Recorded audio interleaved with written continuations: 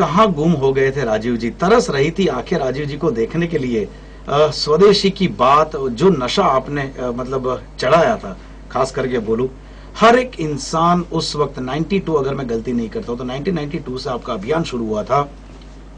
कहाँ चले गए थे राजीव जी? मैं कहीं नहीं चला गया था, यहीं भारत में था। बस इतना ही था कि ये अभियान हमने गुजरात से शुरू किया था जी। 1992 से 1996, 97, 98 तक गुजरात, महाराष्ट्र, राजस्थान, पश्चिम भारत में बहुत ज्यादा केंद्रित था, तो इसलिए मेरा आना जाना बहुत ज्यादा था। पिछले कुछ 7-8 साल में दक्षिण भारत में चला गया, कर्नाटक, आंध्रा, तमिलनाडु, केरल, तो इसलिए इस तरफ आना जाना मेरा कम हो गया। तो इसलिए आपको लगता है कि गुम हो गया, मैं गुम नहीं हुआ, इसी भारत में था। अभी समस्या ये है कि भारत बहुत बड़ा देश है जी। इतना बड़ा देश है कि यूरोप जैसे 20-25 देश इसमें समा जाए, तो इसलिए कभी एक इलाके में अभियान ज्यादा होगा तो दूसरे में थोड़ा कम होगी। और ये चीज भी ऐसी नहीं है कि सिर्फ लकड़ी घुमाई और जाके परिवर्तन आ जाता है, वक्त लगता है।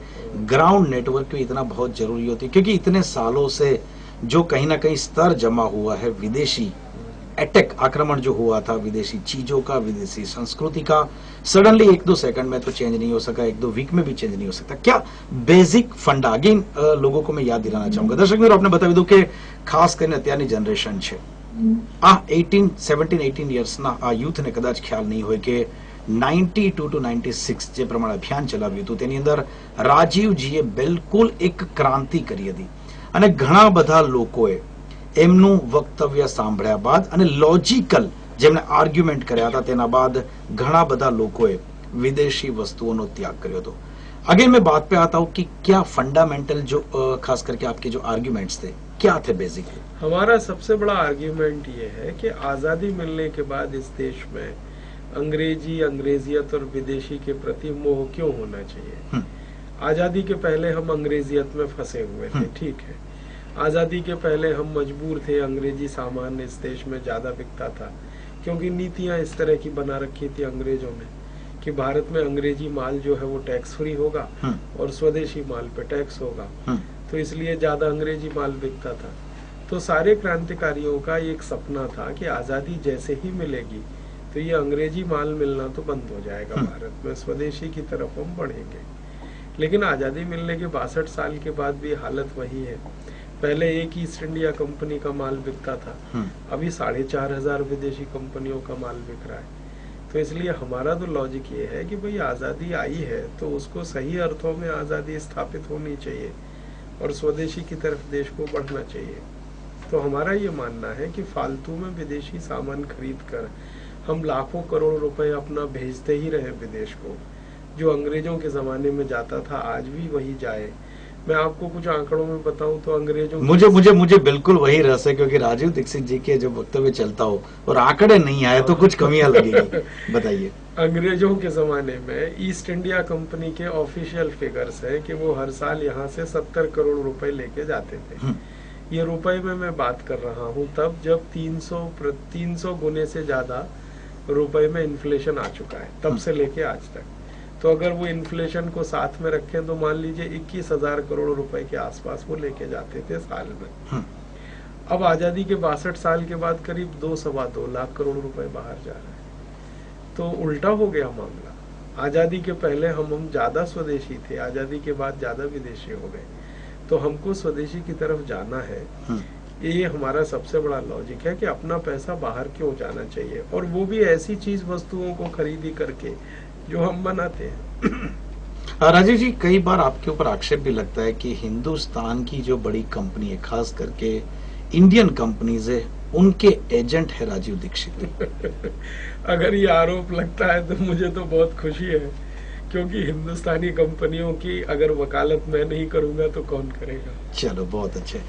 अगर विदेशी चीज के आप खिलाफ है, विदेशी संस्कृति के आप खिलाफ है, विदेशी चीजों जिस तरह से ग्लोबलाइजेशन हो रहा है, राजीव जी कहीं ना कहीं लगता है कि आउट ऑफ डेट बात ये लगती है।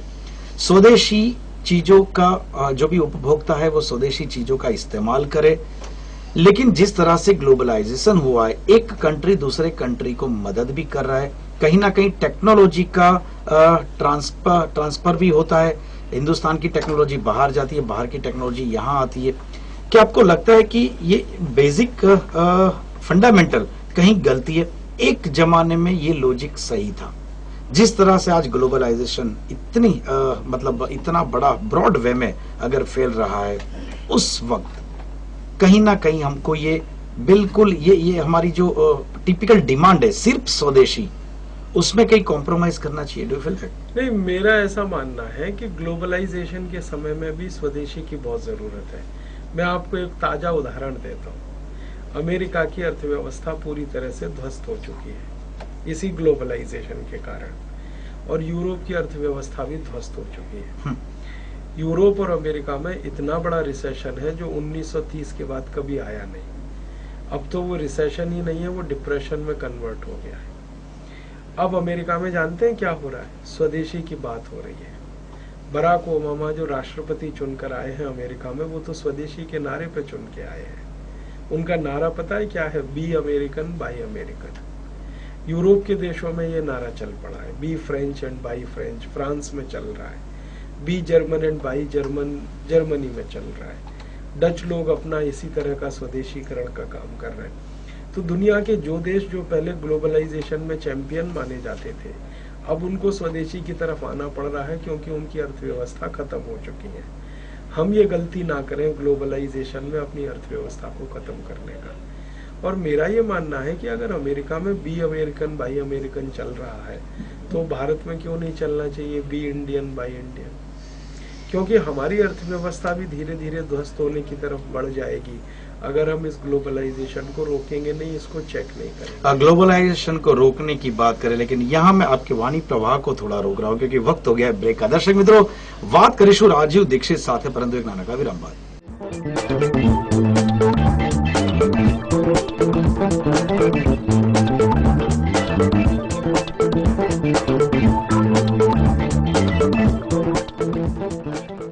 વિરામ બાદ ફરી એકવાર સ્વાગત છે આપનું કાર્યક્રમ અતિથિમાં। વાત કર્યા છે આપણે સ્વદેશી અભિયાનના પ્રણેતા રાજીવ दीक्षित जी साथ। राजीव जी, ब्रेक से पहले आपने बताया कि पूरा वर्ल्ड, जैसे कि आपने बताया कि अमेरिका भी स्वदेशी अभियान की तरफ चल रहा है, फ्रांस भी स्वदेशी अभियान की तरफ चल रहा है, जर्मनी भी स्वदेशी अभियान, जिस तरह से मंदी का माहौल वर्ल्ड के सभी कंट्री को परेशान कर रहा है, कहीं ना कहीं आपको लगता है कि हिंदुस्तान की जनता का एक नेचर है बरसों से, अपनी खुद की जो चीज होती है या तो अपने लोगों के द्वारा बताई गई बात को सीधे उनके गले नहीं उतरती, लेकिन जब विदेशी पेक में आती है, अमेरिका ने स्वदेशी बात की तो हिंदुस्तान को करना चाहिए। आपको लगता है कि अमेरिका ने जब स्वदेशी का राग छेड़ा है, अभी हिंदुस्तानी इसी राग पे आलाप लगाएंगे?